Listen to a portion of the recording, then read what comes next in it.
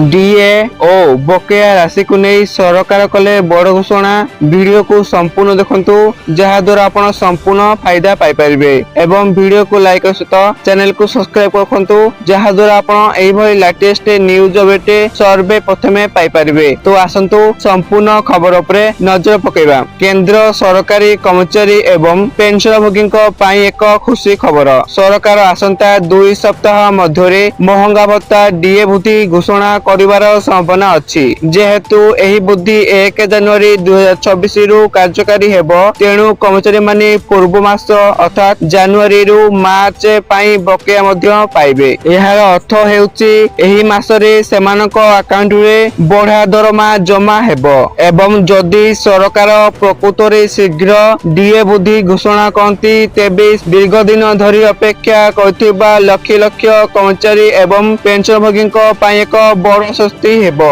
गणमाध्यम report अनुसार सरकार अर्थर प्राय 3% डीए वृद्धि करि पांती। वर्तमान डीए हार 58% थिबारु एही सद्यतम वृद्धि याकू 61% को वृद्धि हेबो।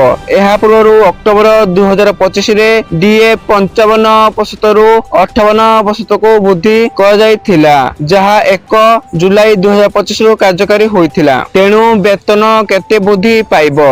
डीएर गणना सर्वदा कर्मचारी मूल दरमा उपरे आधारित।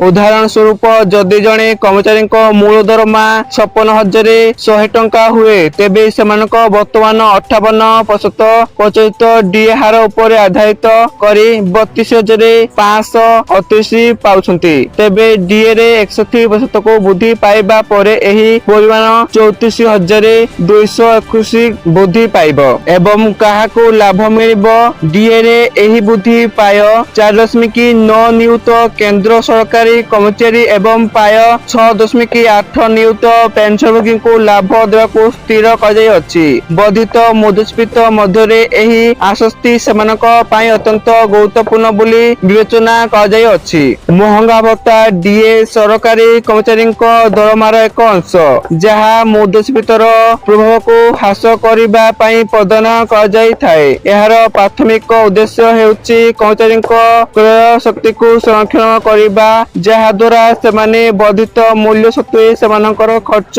परिचालना करि पारिबे। तेणु अष्टम वेतन कमिशन उपरे ध्यान दियंतु। सरकार मध्य अष्टम वेतन कमिशन पाई प्रक्रिया जारी रखिसंती जदिओ एहा मूलतः 1 जनवरी 2026 रे कार्यकारी हेबार योजना थिला। एहा एबे 2027 मध्यभाग सुधा कार्यकारी हेबो बोली आशा कर जाउ अछि। तेबे वर्तमान पाई कर्मचारी मानक पाई सबठारु गुरुत्वपूर्ण आश्वस्ति हेउची महंगा भत्ता वृद्धि। तो आथिला सूचना आपण माने वीडियो को संपूर्ण देखिबारु आपण मानको धन्यवाद।